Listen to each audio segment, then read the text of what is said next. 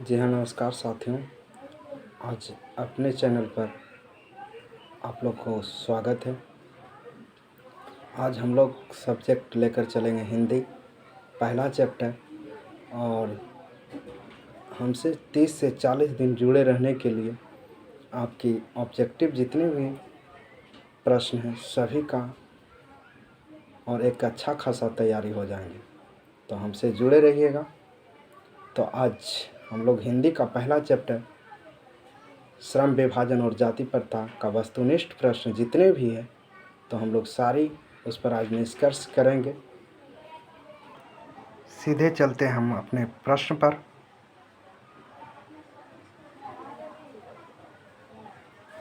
तो हिंदी हम लोग का आज गोधूली भाग 2 गद्यखंड श्रम विभाजन और जाति प्रथा।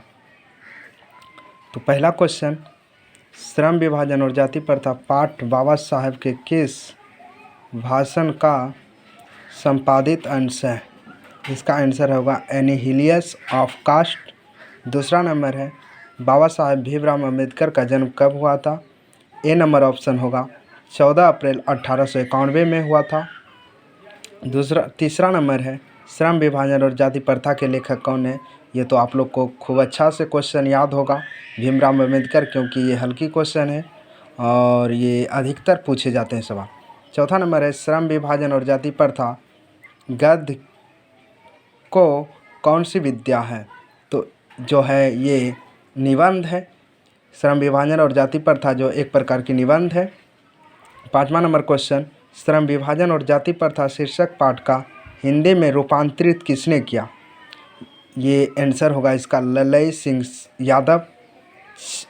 छठा नंबर है आदर्श समाज स्वतंत्रता समानता भ्रातृत्व पर आधारित होगा किसने कहा था?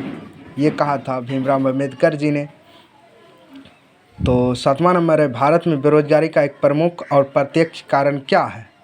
तो भारत में जो बेरोजगारी और प्रत्यक्ष कारण इसका है जाति प्रथा।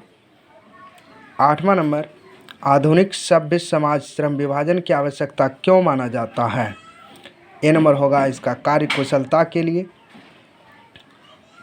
किनके प्रोत्साहन पर बाबा साहेब उच्चतर शिक्षा के लिए न्यूयॉर्क अमेरिका गए थे? अमेरिका जो गए थे उच्चतर शिक्षा प्राप्त करने के लिए वो गए थे बड़ौदा नरेश। 10वां नंबर है बाबा साहेब अम्बेडकर संपूर्ण वाड्समय नामक पुस्तक किस खंडों में प्रकाशित हुए? वो जो है 21 प्रकार में जो है खंड में विभाजित हुई।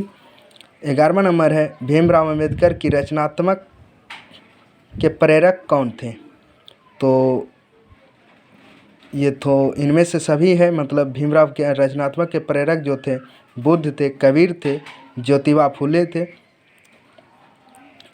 12वां नंबर है बुद्ध एंड हिज धम्म के लेखक कौन है? तो वो भीमराव अम्बेडकर जी हैं।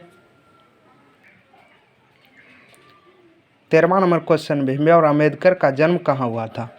भीमराव अम्बेडकर का जन्म जो हुआ था महू मध्य प्रदेश में।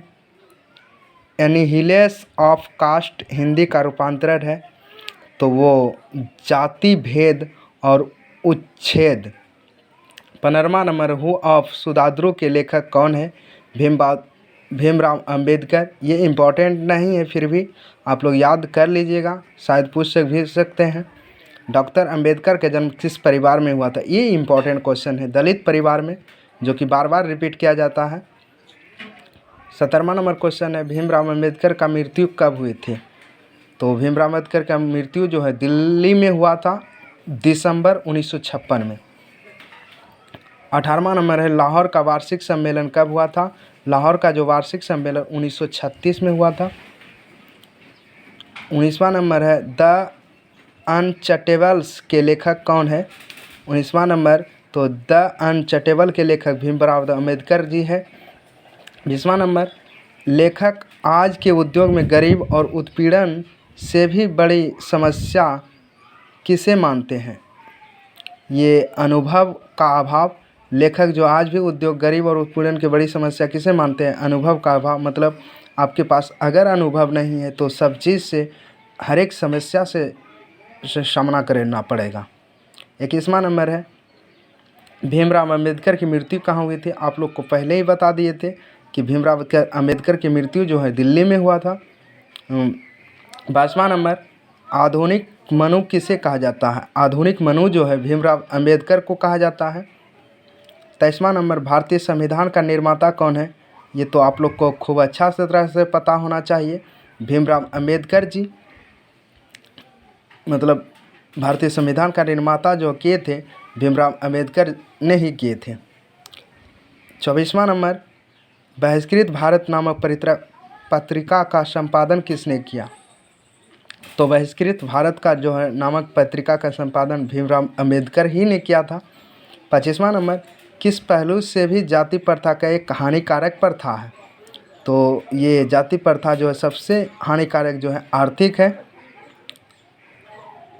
26वां नंबर क्वेश्चन, मानव मुक्ति से पुरोधा किसे कहा जाता है? मानव मुक्ति से जो पुरोधा जो है भीमराव अंबेडकर को कहा जाता है।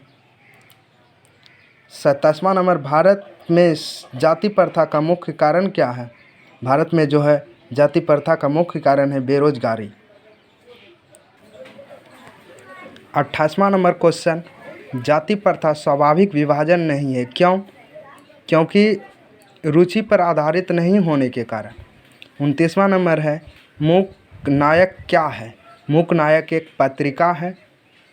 30वां नंबर क्वेश्चन, लेखक की दृष्टि से विडंबना की बात क्या है?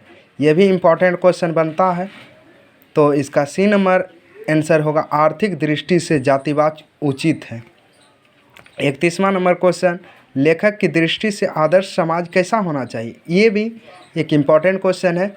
31 नंबर का आंसर होगा सी, जिसमें सभी पढ़े लिखे हों। मतलब एक आदर्श समाज तभी बनेगा जब सब आप लोग पढ़िएगा और अच्छे से पढ़िएगा, तभी तो एक आदर्श समाज बनने की संभावना है। 32 नंबर, लेखक बेरोजगारी प्रमुख और प्रत्यक्ष कारण किसे मानते हैं? लेखक जो है बेरोजगारी का प्रमुख और प्रत्यक्ष कारण किसे मानते हैं? तो जाति प्रथा को ही मानते हैं। 33वां नंबर, अंबेडकर की दृष्टि में भाईचारे का वास्तविक रूप कैसा होता है? तो इसका सी नंबर ऑफ आंसर होगा, तिल और तंडुल के मिश्रण की तरह। 34 नंबर, सभ्य समाज की आवश्यकता क्या है? तो इसका आंसर होगा श्रम विभाजन। 35वां नंबर क्वेश्चन, निम्नलिखित रचनाओं में कौन सी रचना डॉक्टर अंबेडकर जी की है? तो इसमें सभी रचनात्मक जो है, इसमें ऑप्शन के अनुसार इनमें से सभी है। The caste in India, the untouchables, you are they. See number, who are Shudras. मतलब इनमें सभी आंसर होंगे। 36 नंबर, प्राथमिक शिक्षा प्राप्त करने के लिए अंबेडकर उच्चतर शिक्षा प्राप्त करने के लिए कहाँ गए? मतलब उच्चतर शिक्षा जो है प्राप्त करने के लिए न्यूयॉर्क गए थे। 37 नंबर क्वेश्चन, अंबेडकर की चिंतन और रचनात्मक के लिए प्रेरक व्यक्ति कौन थे? तो प्रेरक जो इनमें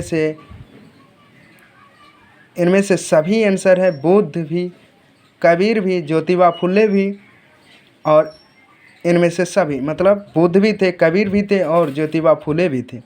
38 नंबर क्वेश्चन, जाति प्रथा तोड़के मंडल का भाषण लाहौर में कब हुआ? मतलब जाति प्रथा तोड़क मंडल भाषण लाहौर में कब हुआ था? 1936 में। 39 नंबर, अंबेडकर की भाषण एनिहिलेशन ऑफ कास्ट को किसने हिंदी में रूपांतरित किया? आंसर, मनोज बाजपेयी। तो मिलते हैं अगले वीडियो में। धन्यवाद।